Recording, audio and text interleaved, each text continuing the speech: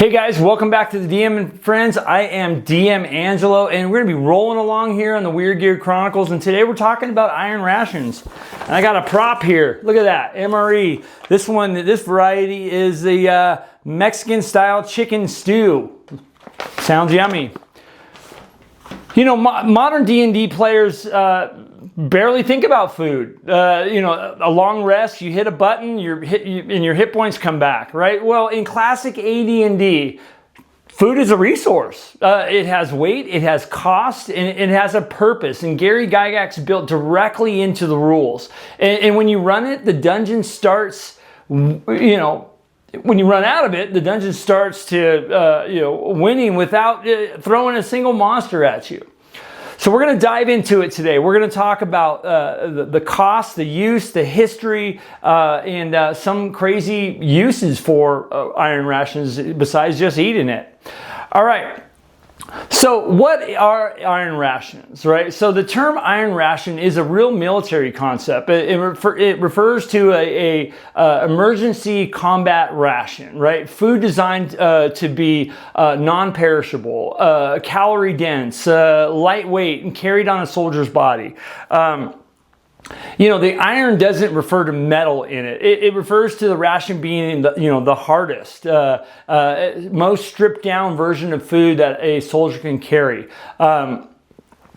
Aside from standard rations, which would be raw food, you know, it'd be raw like vegetables or you know, vegetables meaning like apples and oranges and things that are not dried out, you know. A little bit of history behind, Iron Rations. Like the Romans were kind of the first systematic practitioners of this. You know, the legions carried Bucellatum, right? I think that's how you pronounce it. It's Buccellatum, right? And it was a hard track baked twice to drive out all the moisture, almost dehydrated, right? Along with like salted pork, hard cheese, dried figs, vinegar mixed with water that they called polska, right? So these rations kept for weeks on a march. An entire Roman legion could, excuse me, could move across a continent because every soldier carried their own food, right? And the conquest of Europe was fueled by hard biscuit and sour wine, right? So in the medieval period, soldiers carried dried meat, hard bread, and beans.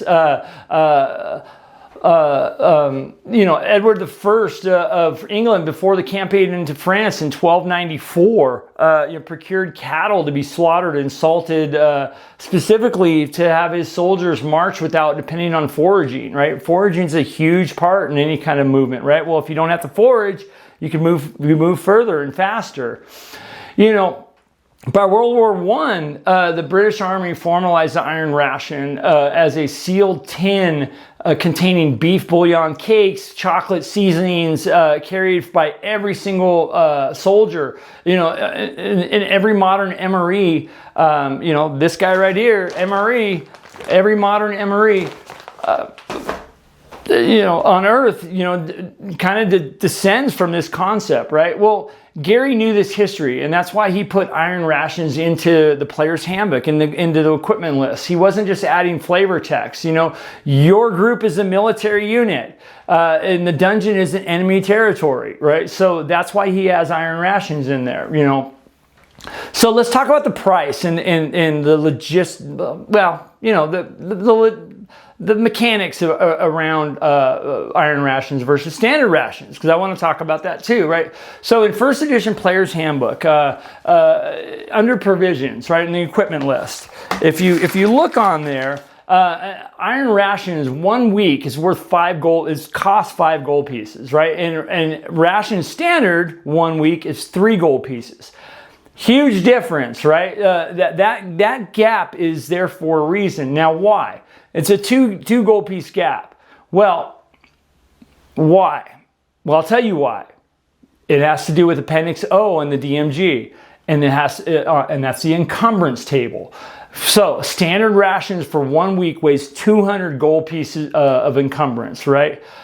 Iron rations is way less than half of that at 75 gold pieces per week of ration, right? So iron rations, because it's dehydrated and because it's bulletproof in the way it is, and standard ration being more bulk and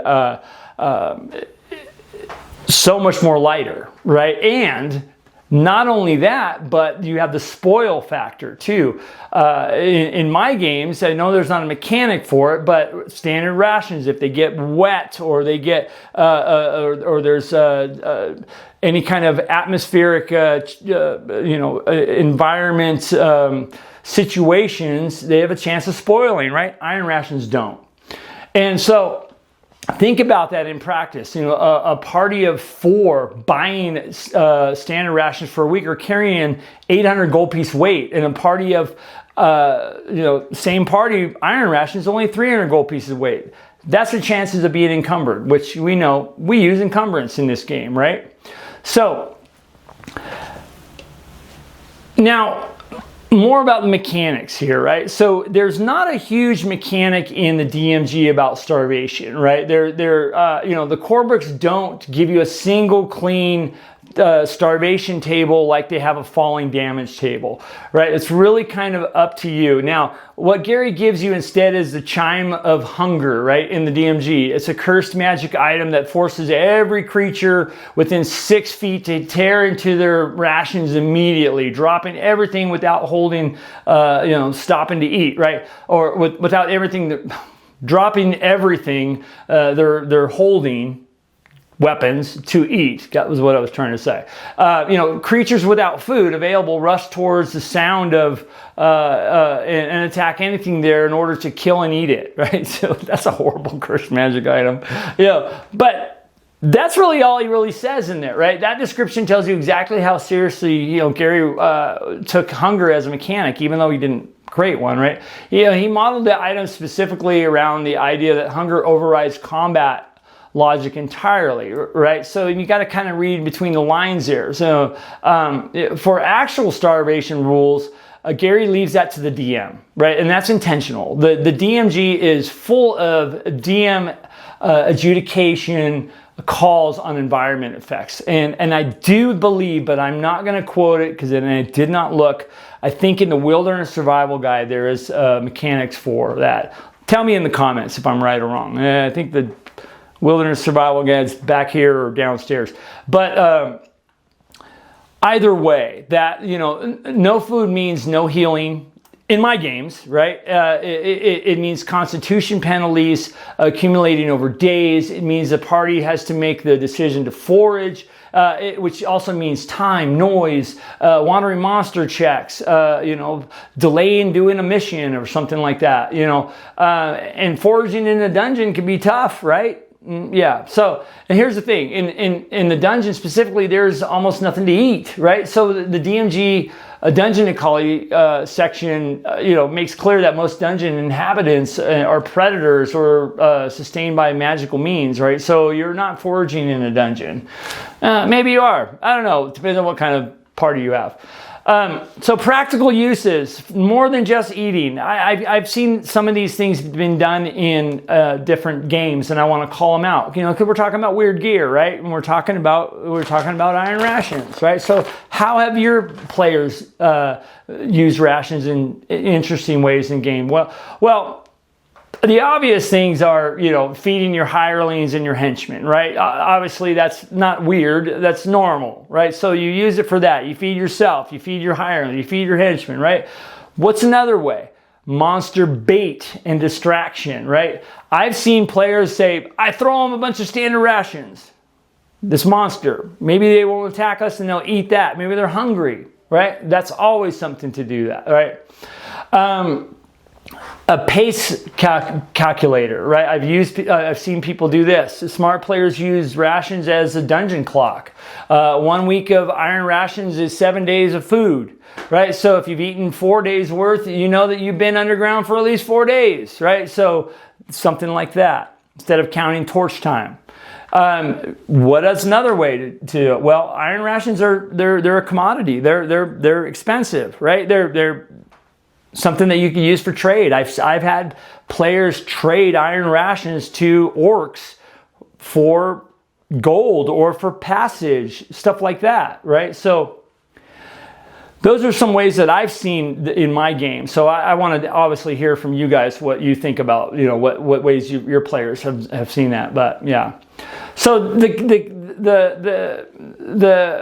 now what's the catch on this, right? And the catch that nobody plans for, right? The catches with Iron Rations are kind of predictable in this entire series, and most ignored. You have to buy them, right, before you go in every session, right? Modern D&D has conditioned players, to think that think of equipment as just a one-time purchase. Well, every time I go into the dungeon, my players have to buy them, right? So you buy your sword. For modern players, you buy your sword, you buy your armor, and you're done, right? Well, food doesn't work that way in AD&D, right?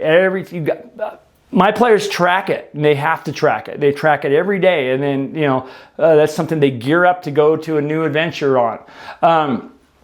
And remember, the other thing, the catch we talked about here is encumbrance. Rations weigh a whole week's of rations. I mean, think about it. If you went camping, right, a whole week's of food, that's going to weigh a lot, right? That's standard rations. Well, if you dehydrate it all, it might be a little less, right? So, or something similar.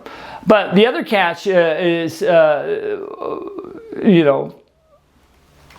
that I mentioned earlier is Drudge. Well, I didn't mention it earlier, but Gary has it in the book, the DMG. Drudge, when he finds 800 gold pieces of treasure, he eats part of his Iron Rations and throws the rest of it away, right, to make room for coin, right? So we're talking about resource management with encumbrance, right? So Gary builds us into that example deliberately. The moment your party finds significant treasure, the calculus, the calculations change, right? So suddenly food competes with loot for pack space. So encumbrance is a huge thing for rations, and if you're a DM, make sure you keep track of that, because that pressure, that encumbrance pressure, resource pressure, is huge in the game, and it'll level your game up. And I've done videos on that and talked about it, but it's a big component for rations because they're heavy. So Iron Rations is the only item in the Weird Gear Chronicles that your party consumes every single session without fail. There's no creative workaround. In Advanced Dungeons and Dragons, that's what we do. I tell my players, end of the day, mark off another ration, and before they go to a dungeon, they gear up and they pack up and buy their Iron Rations. So next week, we're going to talk about the signal whistle. So I'd love to, we're going to get into that weird gear. And I've seen players use whistles in dungeons, indoors, and above ground. So we're going to talk about that in the next video. So if you got a story about running out of rations, if or food in the dungeon, using rations as a bribe, or any other way that you've seen them used uniquely, in a unique manner in your game, I'd love to hear it in the comments, guys. I love hearing all these stories that everybody has. Everybody's game is different, and we have all kinds of different.